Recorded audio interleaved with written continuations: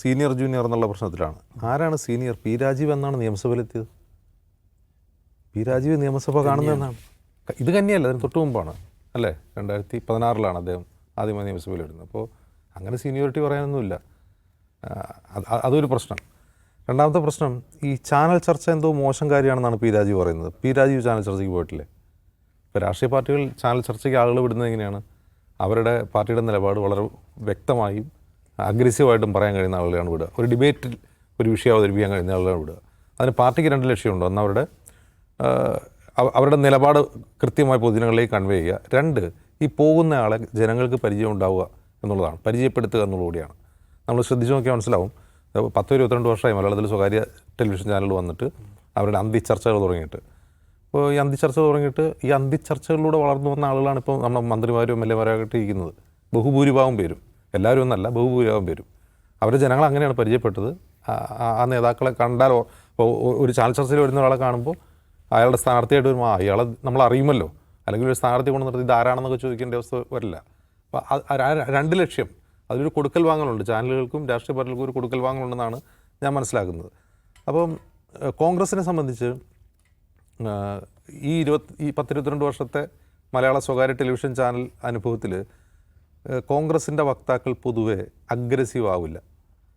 അവർ aggressive ആയിരുന്നില്ല ഒട്ടും. എന്നുവെച്ചാൽ ഇപ്പോൾ ഒരു ഉദാഹരണത്തിന് ഉമ്മൻചാണ്ടിയുടെ കാലത്തൊക്കെയാണ്, ഇപ്പോൾ ഉദാഹരണത്തിന് നമുക്കറിയാം സോളാർ വിവാദ കാലത്തൊക്കെ എത്രമാത്രം ഡിഫെൻസീവായിട്ടാണ് അവർ നിന്നത്. എന്ന് മാത്രമല്ല, അവരുടെ സർക്കാരിനെ ഡിഫെൻഡ് ചെയ്യുന്ന കാര്യത്തിൽ അവർ അത്ര പോരാ എന്നാണ് നമുക്ക് തോന്നുന്നത്, കമ്പാരിറ്റീവ്ലി CPM-ആയിട്ട് കമ്പയർ ചെയ്യുമ്പോൾ. പക്ഷേ ഈ 2016 പിണറായി വിജയൻ വന്നതിന് ശേഷം, അതായത് ഉമ്മൻചാണ്ടി സർക്കാരിന് ശേഷം, കോൺഗ്രസിൻ്റെ വക്താക്കളായി ടെലിവിഷൻ ചാനലിൽ വരുന്ന ആളുകൾ അഗ്രസീവ് ആകാൻ തുടങ്ങി. അവർ കുറേ കൂടി അഗ്രസീവായിട്ട്, ഇപ്പോൾ BJP എതിർക്കുന്ന കാര്യത്തിലാണെങ്കിലും BJP എതിർക്കുന്ന കാര്യത്തിലും കോൺഗ്രസ് അത്ര ചാമ്പ്യന്മാരായിരുന്നില്ല മുമ്പ്, CPM-ൻ്റെ അത്ര. പക്ഷേ BJPക്ക് എതിരായിട്ടാണെങ്കിലും CPM-നെതിരായിട്ടാണെങ്കിലും അഗ്രസീവായിട്ടുള്ള ഡിബേറ്റുകളിൽ പങ്കെടുക്കുന്ന ആളുകൾ കോൺഗ്രസ്സിലുണ്ടായി. അതിലൊരാളാണ് രാഹുൽ മാങ്കൂട്ടത്തിൽ. അതിൽ കുറേ പേരുണ്ട്, കുറേ അധികം പേരുണ്ട്. M. ലിജു മുതൽ അങ്ങനെ കുറേ അധികം ആളുകളുണ്ട്. രാജു P. നായർ, ജിൻഡോ, ചാമക്കാല, ജ്യോതികുമാർ ചാമക്കാല, അങ്ങനെ കുറേ അധികം ആളുകളുണ്ട്.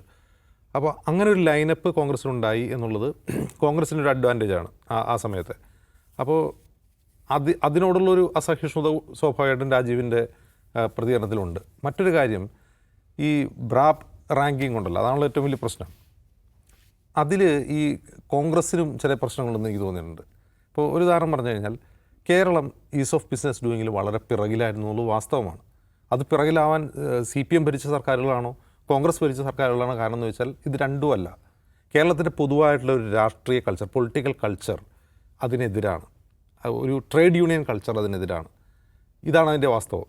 അപ്പോൾ അത് ചിലപ്പോൾ CPM-ന് കുറച്ചധികം പങ്കുണ്ടെന്ന് കോൺഗ്രസിന് ആരോപിക്കാൻ പറ്റും. അങ്ങനെ പലതരം ആരോപണങ്ങളുണ്ടാവും. പക്ഷേ കേരളം പുറകിലായിരുന്നുള്ള കാര്യത്തിൽ ആർക്കും തർക്കമില്ല.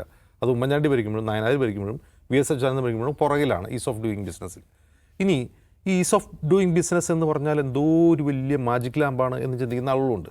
ഇപ്പോൾ ഇതിലെ പ്രശ്നം എന്താണ്? ഈസ് ഓഫ് ഡൂയിങ് ബിസിനസ് നമ്മൾ ഒന്നാമതാണോ രണ്ടാമതാണോ പുറകിലാണോ മുമ്പിലാണോ?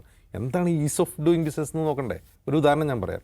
ഇപ്പോൾ ഏലപ്പുള്ളിയിലെ ബ്രൂവറി അതിൻ്റെ ഫയൽ മുമ്പിൽ വരുന്നു, ഫുഡും തന്നെ അത് എന്താണെന്ന് പാസ്സാവും, മന്ത്രിസഭയിൽ വരുന്നു, മന്ത്രിസഭ അനുമതി കൊടുക്കുന്നു. ഇതാണല്ലോ ആദ്യം ഉന്നയിക്കപ്പെട്ട ഒരു പ്രശ്നം. അപ്പോൾ ഏലപ്പുള്ളിയിലെ ബ്രൂവറിയുടെ ഫയൽ വരുന്നു, ഇവർക്ക് ഭൂമിയുണ്ടോ? ഭൂമിയുണ്ട്. ഇവർക്ക് വാട്ടർ അതോറിറ്റി കണക്ഷൻ ഉണ്ടോ? ഉണ്ട്. എന്നാൽ കൊട് എന്ന് പറഞ്ഞിട്ടാണല്ലോ സാധനം പോയത്. അപ്പോൾ അതിന് ഞാൻ മോശം പറയുന്നതല്ല. ഇപ്പം നമ്മൾ കേൾക്കുന്ന വാർത്ത എന്താണ്? അവരെങ്ങനെയാണ് 24 ഏക്കർ ഭൂമി ഏലപ്പുള്ളിയിൽ വാങ്ങിയതെന്നാണ് കൃഷി വകുപ്പ് അന്വേഷിക്കുന്നത്. റവന്യൂ വകുപ്പ് അത് അന്വേഷിക്കാൻ ലാൻഡ് റവന്യൂ കമ്മീഷണർക്ക് റിപ്പോർട്ട് കൊടുത്തത്. എന്താ അതിൻ്റെ കാരണം? അത് നിയമവിരുദ്ധമാണ്. നാട്ടിലുള്ള ഭൂപരിധി നിയമം അനുസരിച്ച് ഒരു കമ്പനിക്കോ വ്യക്തിക്കോ 15 ഏക്കറിൽ കൂടുതൽ ഭൂമി കൈവശപ്പിക്കാൻ കഴിയില്ല. എന്നിരിക്കെ ഒയാസിസ് കമ്പനിയാണ് 24 ഏക്കർ വാങ്ങിയതെന്നാണ്. അപ്പോൾ ഈസ് ഓഫ് ഡൂയിങ് ബിസിനസ്സിൻ്റെ മറ്റൊരു വശമാണത്. അപ്പോൾ ഇപ്പം മന്ത്രി P. രാജീവ് പറയുമല്ലോ, 2 മിനിറ്റ് കൊണ്ട് ഇപ്പോൾ ഇവിടെ സംരംഭം തുടങ്ങാൻ കഴിയും, അങ്ങനെ ഈസ് ഓഫ് ഡൂയിങ് ബിസിനസ് ഞങ്ങൾ ചെയ്യുന്നതാണ്. എന്തിനാണ് 2 മിനിറ്റ് കൊണ്ട് ചെയ്യുന്നത്? ആർക്കാണ് ഈ 2 മിനിറ്റ് കൊണ്ട് ചെയ്യേണ്ടത്? അത് 2 ദിവസം കൊണ്ട് ചെയ്താൽ എന്താ കുഴപ്പം? ആ 2 ദിവസം കൊണ്ട് എല്ലാ ഡോക്യുമെൻറ്റും പരിശോധിച്ച് ഇവർ നിയമപ്രകാരമാണോ ഭൂമി വാങ്ങിയത്, ഇവർക്ക് ഈ കമ്പനി തുടങ്ങാൻ ആവശ്യമായ വാട്ടർ കണക്ഷനുള്ള അനുമതിയുണ്ടോ, ആ വാട്ടർ കണക്ഷനുള്ള അനുമതി അവരെങ്ങനെയാണ് നേടിയെടുത്തത്, ഇവരെന്ത് പരിപാടിയാണ് അവിടെ തുടങ്ങാൻ പോകുന്നത്, ഇങ്ങനെ ഒരുപാട് പരിശോധനകൾ ആവശ്യമില്ലേ? ഇങ്ങനെ പരിശോധിച്ചിട്ടുള്ളൊരു സാധനം കൊടുക്കാൻ പറ്റുമോ? അപ്പോൾ ഈസ് ഓഫ് ഡൂയിങ് ബിസിനസ് എന്തോ വലിയ ആകാശമിഠായി ആണെന്ന് പറഞ്ഞുകൊണ്ട് അതിലൊന്നാമതാണോ രണ്ടാമതാണോ 28ാമതാണോ എന്നുള്ള തർക്കമാണ്. ആദ്യം നമ്മൾ അന്വേഷിക്കേണ്ടത് ഈസ് ഓഫ് ഡൂയിങ് ബിസിനസ് എന്താണ്, അതെന്തിനാണ്, ഏത് പരിധി വരെ ഈസ് ചെയ്യാം. ഒരു സംരംഭം തുടങ്ങാൻ നമുക്ക് എത്രമാത്രം ഈസ് ചെയ്ത് കൊടുക്കാം, അതിന് എന്തൊക്കെ പരിശോധനകൾ ആവശ്യമുണ്ട്? ഈ ചോദ്യങ്ങൾക്ക് വേറൊരു പ്രശ്നം കൂടിയുണ്ട്. അപ്പോൾ ഈസ് ഓഫ് ഡൂയിങ് ബിസിനസ്സിൽ കേരളം 30 കാറ്റഗറികളിൽ 30 മാനദണ്ഡങ്ങളിൽ 9 എണ്ണത്തിൽ ഒന്നാമതായി എന്നുള്ളതാണ് നമുക്ക് പുരസ്കാരം കിട്ടാൻ. പി രാജീവ് പീയൂഷ് ഗോയലിനെ നേരിട്ട് പുരസ്കാരം വാങ്ങുകയായിരുന്നു ചെയ്തത്. അപ്പോൾ അങ്ങനെ പുരസ്കാരം വാങ്ങിക്കഴിഞ്ഞ് അപ്പോൾ നമ്മൾ 9 എണ്ണത്തിൽ നമ്മൾ മുന്നിലെത്തി. ഈ 9 എണ്ണത്തിൽ മുന്നിലെത്താൻ ടോപ്പ് പെർഫോമേഴ്സ് എന്ന കാറ്റഗറിയിലാണ് നമുക്ക് 1-ാം സ്ഥാനം കിട്ടിയത്. നമുക്ക് പുരസ്കാരം ടോപ്പ് പെർഫോമേഴ്സ്, അതായത് നമ്മൾ 0-ൽ കിടക്കുകയായിരുന്നു.